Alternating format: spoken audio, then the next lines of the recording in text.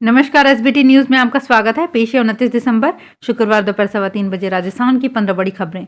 इस news bulletin के प्रायोजक हैं विनी केक एंड मोर। तो सबसे पहले एक नजर डालते हैं आज की हेडलाइंस पर। मोदी सरकार ने भारतीय नौसेना में किया बड़ा बदलाव। अयोध्या एयरपोर्ट का नाम पीएम नरेंद्र मोदी फाइनल करेंगे। प्रदेश के 392 पुलिस कर्मचारियों को मिलेगा सेवा पदक। दुबई के बिल्डर को ईडी के 3 फर्जी नोटिस। दिल्ली ऑफिस पहुंचा तो खुला भेद। और अयोध्या के बाद खाड़ी देश में भी होगा मंदिर उद्घाटन। और अब खबरें विस्तार से। मोदी सरकार ने भारतीय नौसेना के स्वरूप में बड़ा बदलाव किया है। नौसेना के ध्वज के बाद अब अधिकारियों के कंधों पर लगने वाले पटकों के स्वरूप में बदलाव किया गया है। अभी तक भारतीय नौसेना के अधिकारी अंग्रेजों के समय से चले आ रहे गुलामी के प्रतीकों को पहन रहे थे, लेकिन अब वो स्वराज का सपना देखने वाले शिवाजी महाराज की नौसेना से प्रेरित होकर बनाए गए एपोलेट्स को पहनेंगे।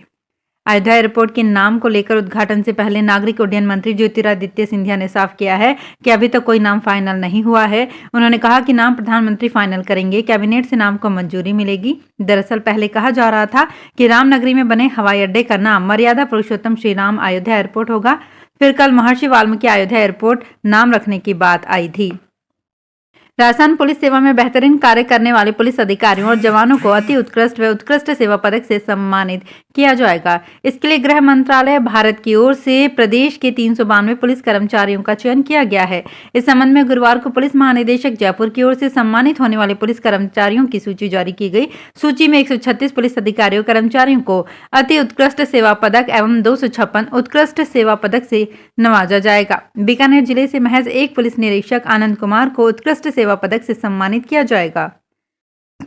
सीकर निवासी दुबई के एक बिल्डर को प्रवर्तन निदेशालय के एक साथ 3 नोटिस मिले। तीनों नोटिस एक ही स्पीड पोस्ट के जरिए भेजे गए थे। 2 नोटिस ईडी ऑफिस में पेश होने के थे और एक नोटिस सर्च वारंट का था। नोटिस देखकर बिल्डर घबरा गया। जब ईडी के दिल्ली ऑफिस पेश होने के लिए पहुंचे तो पता चला कि भेजे गए नोटिस फर्जी हैं। इसके बाद उद्योगनगर थाने में मामला दर्ज करवाया गया है। पुलिस को दी शिकायत में बिल्डर बनवारी लाल जहांगीर ने बताया कि वो 17 नवंबर को दुबई से सीकर लौटे थे। यहाँ उनके परिवार में शादी का कार्यक्रम था। करीब 1 महीने बाद 19 दिसंबर को ईडी के नोटिस मिले, जिसमें उन्हें दिल्ली ऑफिस में पेश होने की बात कही गई थी। जब उन्होंने ऑफिस जाकर पता किया तो सामने आया कि उन्हें भेजे गए नोटिस फर्जी हैं। अयोध्या में राम मंदिर के उद्घाटन की तैयारियां जारी है। इसी बीच प्रधानमंत्री नरेंद्र मोदी खाड़ी देश में भी विशाल हिंदू मंदिर का उद्घाटन करने जा रहे हैं। बुधवार को ही उन्होंने BAPS हिंदू मंदिर यानी बोछासनवासी अक्षर पुरुषोत्तम स्वामी नारायण संस्था का न्योता स्वीकार किया है। इस दौरान 7 लोक कल्याण मार्ग पर लंबी बैठक चली। पीएम मोदी 14 फरवरी 2024 को अबू धाबी में BAPS हिंदू मंदिर का उद्घाटन करने वाले हैं। BAPS की तरफ से जारी बयान के अनुसार स्वामी ईश्वर चरण दास और स्वामी ब्रह्म विहारी दास ने पीएम मोदी को आमंत्रित किया है। ये मध्य पूर्व का पहला पारंपरिक हिंदू मंदिर होगा।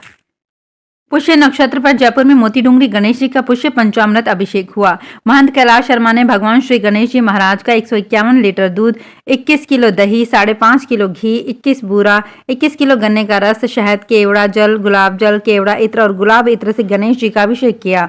सबसे पहले भगवान गणेश को गंगा जल से स्नान करवाया गया। इसके बाद केवड़ा जल, गुलाब जल से अभिषेक के बाद पंचामृत अभिषेक हुआ।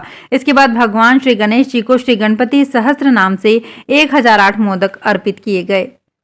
लोकसभा चुनाव से ठीक पहले आज जनता दल यूनाइटेड की राष्ट्रीय कार्यकारिणी और राष्ट्रीय परिषद की बैठक शुरू हुई। मीटिंग दिल्ली के कॉन्स्टिट्यूशनल क्लब में रखी गई थी। नीतीश कुमार और पार्टी के राष्ट्रीय अध्यक्ष ललन सिंह मीटिंग के लिए एक साथ गाड़ी में पहुंचे। मीटिंग से पहले इंस्टीट्यूशनल क्लब के बाहर पोस्टर लगे हैं। इसमें लिखा है कि गठबंधन को अगर जी चाहिए तो चेहरा नीतीश चाहिए। इसके साथ ही कुछ पोस्टर्स में ललन सिंह दिख रहे हैं और कुछ में वो गायब हैं। राजस्थान में भजनलाल सरकार प्रदेश के युवाओं के भविष्य को लेकर संवेदनशीलता के साथ कार्य करने में जुट गई है। आपको बता दें कि राज्य सरकार द्वारा आगामी प्रतियोगिता परीक्षाओं सहित सार्वजनिक परीक्षाओं में पेपर लीक प्रकरण रोकने और नकल माफिया के खिलाफ कठोर कार्यवाही के लिए सख्त कदम उठाए जा रहे हैं। सीएम ने गुरुवार को बैठक की और पेपर लीक में नकल जैसी गड़बड़ियों को रोकने के लिए पुख्ता प्रबंध किए जाने की बात कही।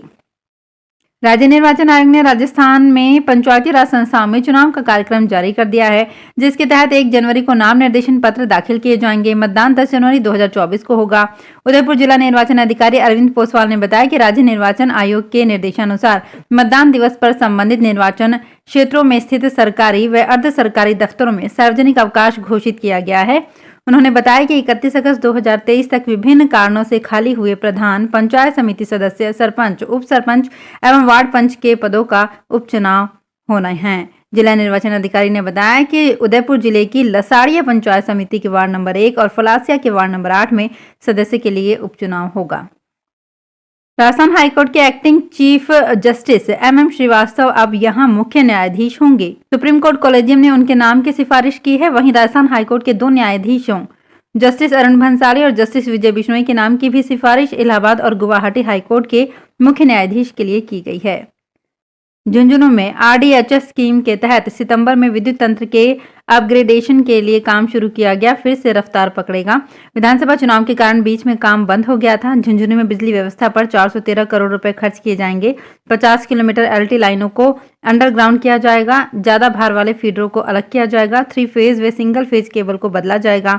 इसके अलावा छोटी लाइनों को दुरुस्त करना, मीटर बदलने जैसे कार्य, टूटे पोल हटाकर उनकी जगह पर नए खंभे लगाए जाने जैसे कार्य होंगे।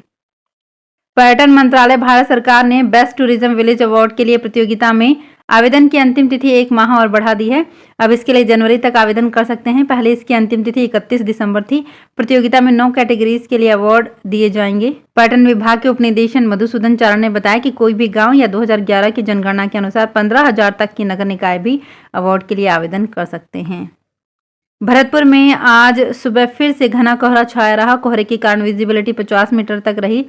कल के मुकाबले आज कोहरा कम रहा। रात के समय विजिबिलिटी 10 से 20 मीटर तक रही। घने कोहरे के कारण ट्रेनें भी लेट रही।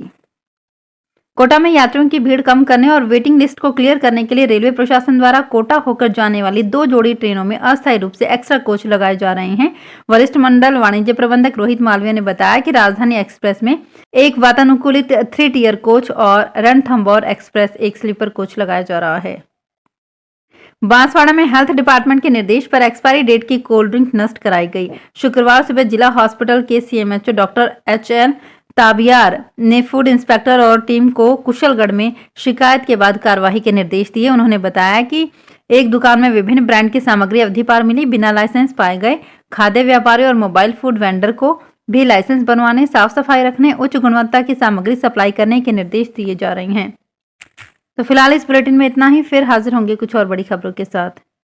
अगर आप भी अपने आसपास की छोटी बड़ी और महत्वपूर्ण खबरों से अपडेट रहना चाहते हैं तो सब्सक्राइब कीजिए हमारे चैनल SPT न्यूज को और प्रेस कीजिए बेल आइकन पर।